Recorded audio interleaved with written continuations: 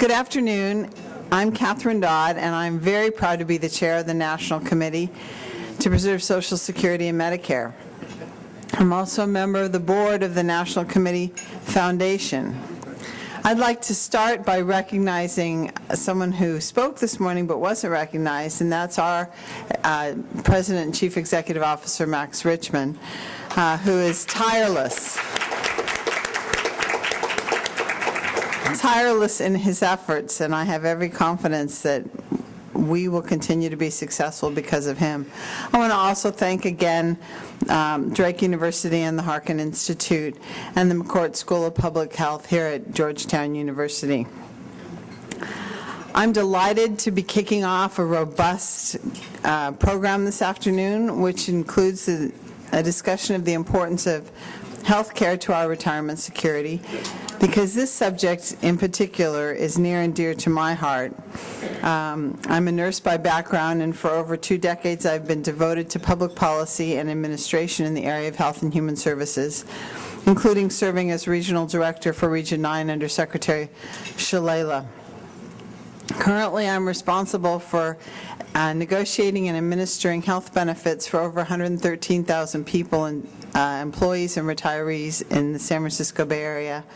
So consequently, I'm professionally interested as well as personally interested in what our speakers have to say this afternoon. I have the great pleasure of introducing 2 speakers, and I'm going to introduce them both and then they'll come up subsequently. The first is Dr. Edward B. Montgomery, who's the Dean of the McCourt School of Public Policy here at Georgetown, where he served since 2010. Dean Montgomery has a long and exemplary track record of issues we are discussing today. Before coming to Georgetown, he served as President Obama's Director of Recovery for the auto community and workers, overseeing the health of the struggling United States automobile industry, and as a result, the automotive industry crisis of 2008 and 2009. He also worked as President Obama's transition team for the Department of Labor and served as chief economist and as deputy secretary at the Department of Labor during the Clinton administration. On behalf of the National Committee, I want to express our gratitude to Dean Montgomery and the McCourt School of Public Policy for co-sponsoring this symposium on retirement security in a changing America, and for hosting us here at Georgetown. I'm thrilled to collaborate on these issues with one of the greatest public policy institutions in the world. Before he comes up, I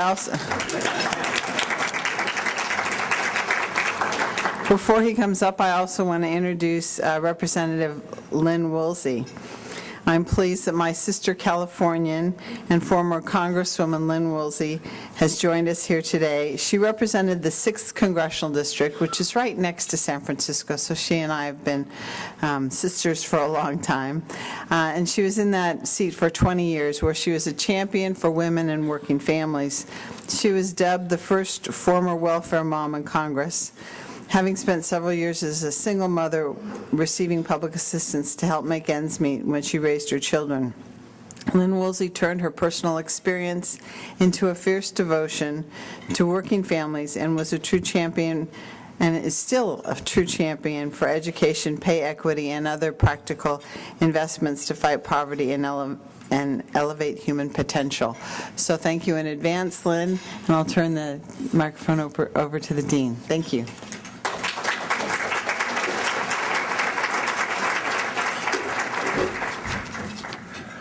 Thank you. I just want to welcome everybody here on behalf of the McCourt School. Again, I'm Ed Montgomery. I'm the Dean of the McCourt School of Public Policy here, and it really is a pleasure to welcome you and to have you here talking about this really critical topic. This is an audience that I don't think I have to convince just how important Social Security is to our country, to our economy, to the very values that we profess as Americans. It is a central part of who we are since it's been created 80 years ago. It represents a vital source of retirement income. It provides vital health care benefits and is underpaid plays our social safety net. It goes to 1 in 6 Americans. It is perhaps the most successful program for lifting people out of poverty that we've ever created, and it provides needed help for those on disability. This is the crown jewel, I would argue, of American social policy over the course of the last 80 years. And your conference, which is focusing on how do we preserve that crown jewel, how do we make it stronger, how do we make it last, is exactly the right question at exactly the right time. So I want to applaud you and thank you guys for all of your hard work around this important issue. This is the kind of thing that McCourt School is happy to be a part of, happy to be associated. We like to be part of the critical issues of the day, whether it's healthcare reform, where some of our faculty, like Judy Fader, who you'll hear from later, were instrumental in helping to craft and construct and put forward the ACA and other pieces of legislation. Our faculty and our Research Health Policy Institute have been central to that, whether it's people who are working at the state level, like Kathleen Townsend Kennedy and her staff at the Center for Retirement Initiatives. They are part of working on and thinking about this network. How do we make people's lives, whether they're seniors, whether they're children, how do we make them better? How do we make this country live up to the values that it professes? And so this conference is really very much in the tradition of what we are and what we'd like our school to be. It's what we try and train our students to become: public servants in the service of others. That's sort of the Georgetown motto. That's the Georgetown credo. That's what the McCourt School stands about. And speaking about people who've spent their life in service to others, Senator Harkin, it's an honor and a privilege to have you here today. I know you'll be introduced properly, but I just wanted to say on my behalf, thank you for coming.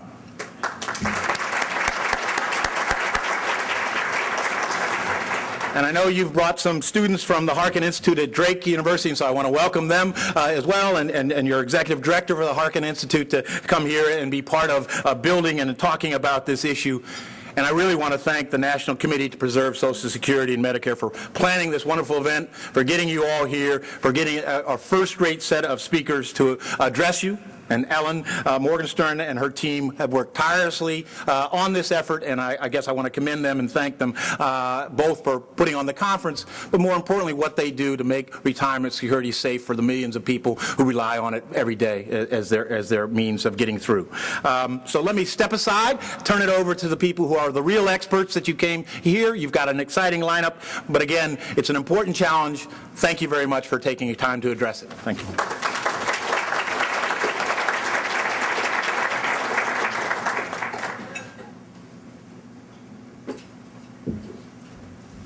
The reason I was invited to introduce Senator Harkin is that we are certain that there's no one person in this room that is a fan and an admirer of Senator Tom Harkin than I. In fact, I was an early supporter of his 1992 race for the Democratic presidential nomination. I was there. I knew how great he was. I liked him then, and I like him even better now that I know him and have worked with him in the Congress. Tom was elected to the House of Representatives in 1994, and he served 5 terms, equaling 10 years. He went from the House to the Senate, where he was elected in 1984, re-elected in 1990, 1996, 2002, and 2008. And he would have been re-elected for life if he had chosen, but he chose to retire in 2013. Senator Harkin's retirement was really bad news for Iowa and for our country as a whole, because we lost his voice and we lost his intelligence at the congressional level. But it was such good news for the committee to fight for Social Security and the National Committee. So thank you, Tom, for being our leader here. When Tom left the Senate, he was the chair of the Senate Health, Education, Labor, and Pension Committee.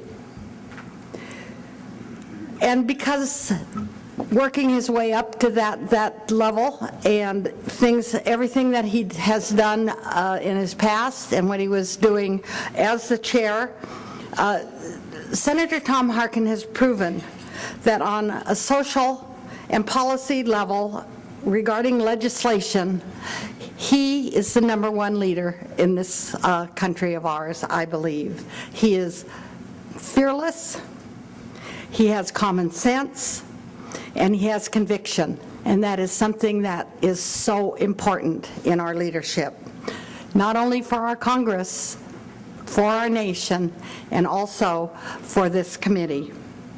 Because Senator Harkin knows that it is the federal government's responsibility to provide retired persons the opportunity that they not only deserve, but believe me, they have earned, to live and enjoy a life with dignity and security, and to do that in a society that honors them. So today I get to introduce Senator Tom Harkin. I'm honored to be here today. We are honored that he is here with us, and we are so thankful that he is the chair of this new advisory committee to the National Committee. So thank you very much. Let's hear it for Tom Harkin.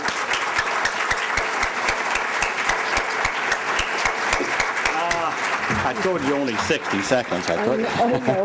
It's been 90. Thank you, Lynn. All right. I love Lynn Woolsey. No, we've done a lot of traveling together and working together. So, Lynn, thank you very much for that kind introduction, overly generous introduction. As Mark Twain once said when he was introduced with a lot of effusive praise, he turned to the person who had introduced him and said, "Madam, you'll go to heaven for your generosity, unless you go elsewhere for your exaggeration." But it sounded nice. And I doubly appreciate your mentioning my run for president, and many of you may have missed it. A lot of people seem to miss that one. But it's a delight to be here with a lot of my former colleagues, of course, Lynn Woolsey, for whom I have such great respect and admiration and affection. And we both left at the same time, the Congress, but now we're back together again, and I couldn't be happier about that. And one of my longtime heroes, Fred Harris, former Senator Fred Harris, I said this before, when Fred ran for president, I was running for Congress my first time. He didn't make it and I didn't either, but I felt at the time that I probably shouldn't be getting involved in presidential race, so I didn't endorse him or anybody else. But my wife Ruth was a Fred Harris delegate in 1972, so and so we've been friends for a long time. Ron Barber is here also on our committee. Ron, right here in front, from Arizona, took over a very tough seat after Gabby was so seriously injured. And thank you again for your service. Dan Muffey is here, also here from New York, and thank you for your service and for also your continued service here, but I mean in the House of Representatives. My thanks to Max Richmond, my friend of 25 or 30 years. I'm going to figure it out. It's either 25 or 30. I'm somewhere in there that we've known each other, and fellow Midwesterners. So we go back a long ways. Thank you for your leadership. Thanks for letting the Harkin Institute join in this symposium. And I'm just proud to, again, be a part of your effort on the advisory board. Dr. Dodd, again, thank you for your service as chairman of the board. For the committee, Ed Montgomery, thank you. And Ellen Morgenstern, wherever you are right now, I lost contact with Ellen. But anyway, she pulls it all together. She does all the work. I always said, those of us that give the speeches and stuff, we get the applause and stuff, but it's the staff and others that do all the work. I always like to remember Will Rogers. One time after World War I, they brought the doughboys home from Europe. The next July, they had a parade down Pennsylvania Avenue, hot, 100-degree summer day in Washington, 100% humidity. They had their uniforms on and their rifles and their helmets, and marched them down Pennsylvania Avenue. And in the stands sat all of the generals and the admirals and the politicians. Soldiers were fainting and because it was so hot, and they were miserable. Will Rogers observed this, and he said, "It seems to me," he said, "that if you really wanted to honor the soldiers, you let them sit in the stands and make the politicians and the admirals and the generals march by." So that's my way of saying thank you very much, Ellen.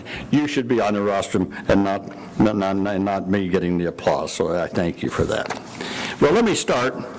I've only got a limited amount of time that's been allotted to me, but let me just say, first of all, this is a great symposium. And I think the most important and fundamental issue confronting us today that we must have a national debate and discussion on is the inequality of wealth and income in America. But closely akin to that, and part of that discussion has to be a discussion about retirement security. It has to be at the top of the list when we're talking about income inequality and wealth inequality. You've heard the figures that we had 5 years of hearings on this in my committee. And I said, as best we could figure out from all of the tables and everything, that the gap, the retirement security gap, is somewhere between about $7 and $14 trillion. Well, I heard someone this morning say it's 10 trillion, so obviously that's in the middle someplace.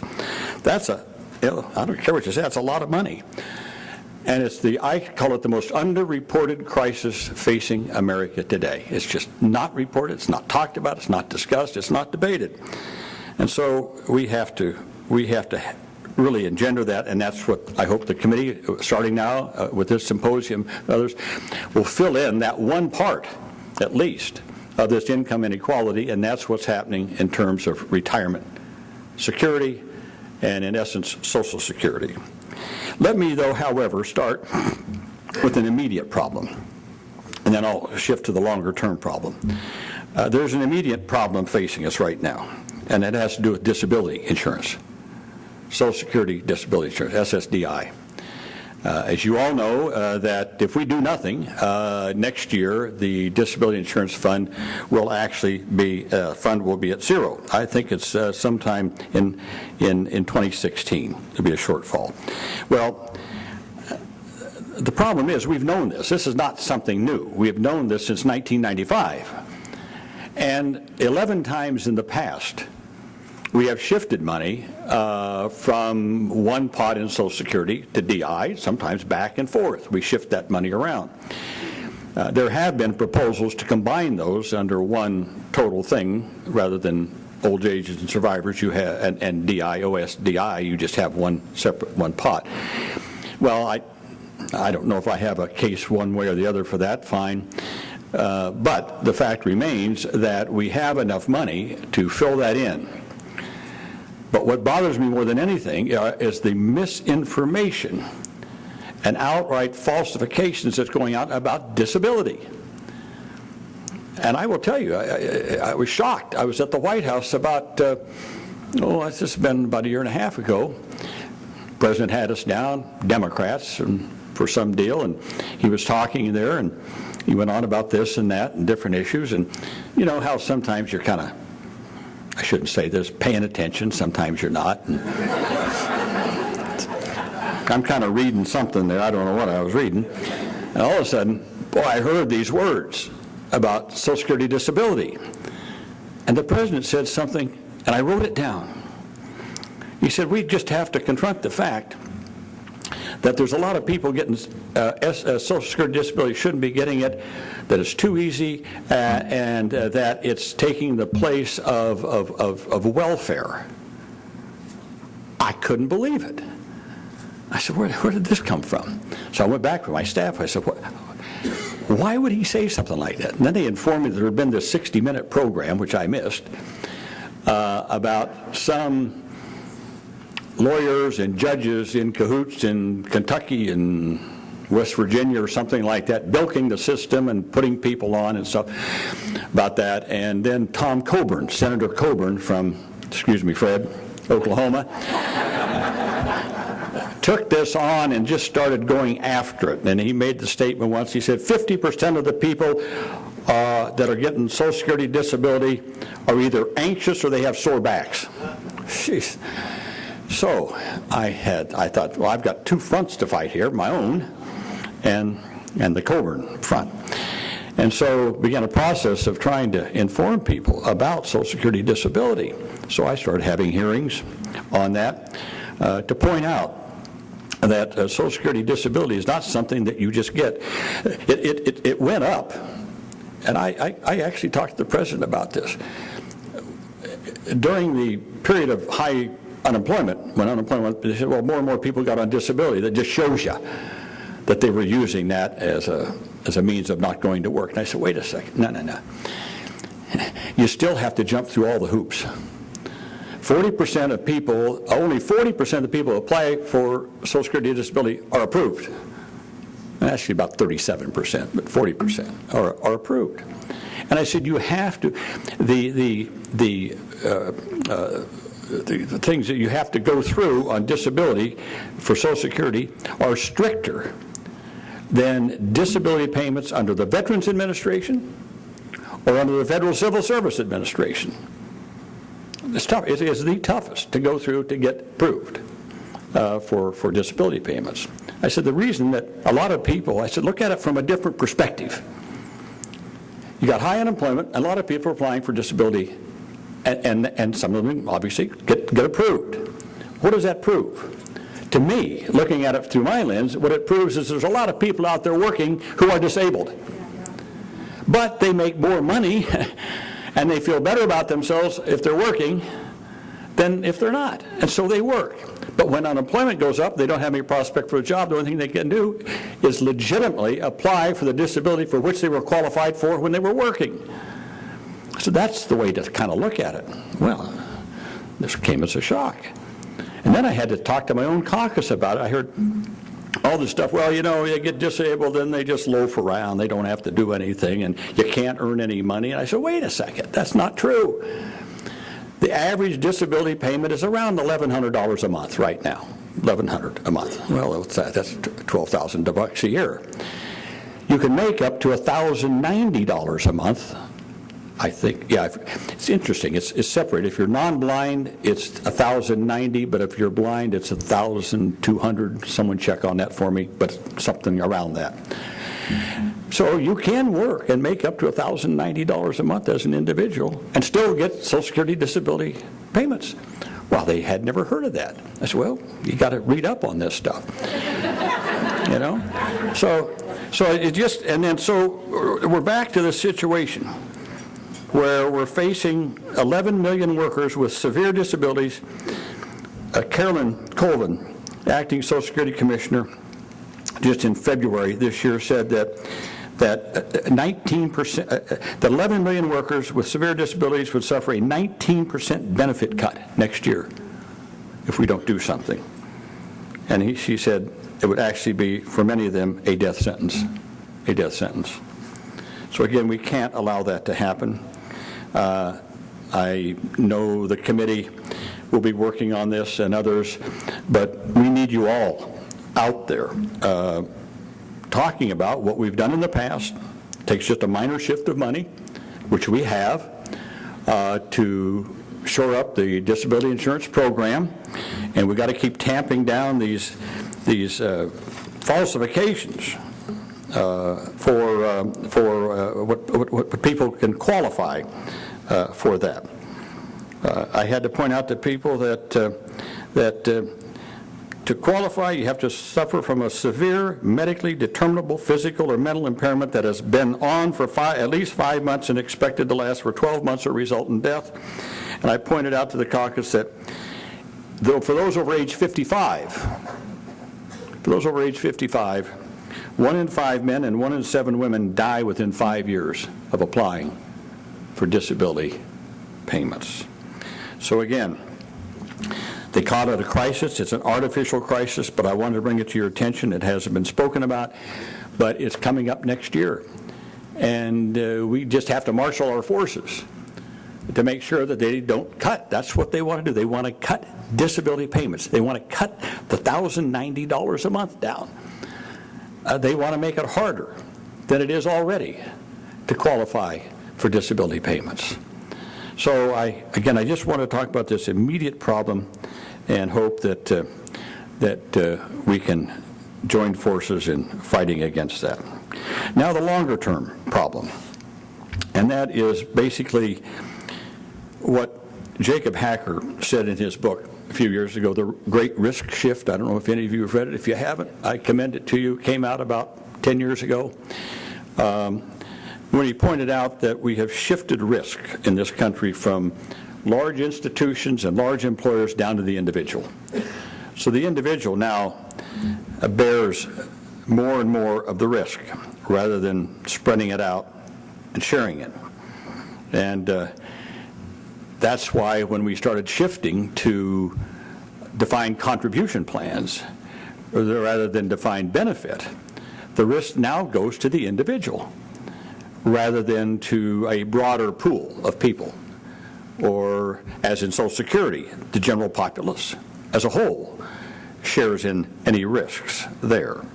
So, a serious car accident, a child that is born with a disability, or you become disabled, anything like that. And there goes your individual private savings for your retirement. When 401ks came in, they were touted as being a new kind of retirement system. I remember it well. Late 70s, early 80s. When I first came to Congress 40 years ago, 1 in every 2 Americans had a pension, a monthly benefit paid to them until the day they died with a survivor benefit. 1 out of every 2 Americans. Today it's 1 out of 5, and getting worse, and getting worse. So what's happened, you have to look at the dimensions of what's happening here. 1 in 2 had a pension, 1 in 5 now, it's getting less. 75 million workers have no retirement plan, 75 million. Only 1/2 of private sector workers have access to a retirement plan. Think of that, 50% of the workers in America don't even have access to a retirement plan. And I think that's one of the primary causes of this crisis. People work for small businesses, things like that. They just don't have access to anything like that. The Employee Benefit Research Institute said that their data showed that about 1/2 of Americans have less than $10,000 in savings. 1/2 have less than $10,000 in savings. Now, for those with a retirement plan, okay, so think about it. So those with a retirement plan, that's half. Half the people have a retirement plan, half. So with those with a half, there are both racial and gender discrepancies. For example, if you take that slice of 1/2 who have private sector workers that have a retirement plan, Black and Latino account balances are 1/5 as much as white balances. And that's just in the half that have them. Under gender, we all know about the income gap for women, but retirement gap is especially pronounced after retirement. The median income for women after retirement is around $14,000. For men, it's about $25,000. Now, people point out, well, savings rate among women is higher than men. Well, okay, fine. Point is, though, women are concentrated in jobs that don't pay very much. And they don't offer a retirement plan. They have unequal pay during their working years, so that if they have less pay, that means they get less Social Security. And since women live longer than men, if they have any savings at all, the savings is used up before they die, because they have the benefit of living longer than we do. So the longer thing, and that's what we've been talking about here in this symposium, this longer-term problem of Social Security. and Medicare and securing it. And again, it doesn't take a lot. I think Larry Zippelman was right. A few things here and a few things there we know will secure it and make it whole. But as Jim Roosevelt, I know, can tell you, that from the very beginning of Social Security, when his grandfather signed it into law, there have been those that have been trying to do away with it.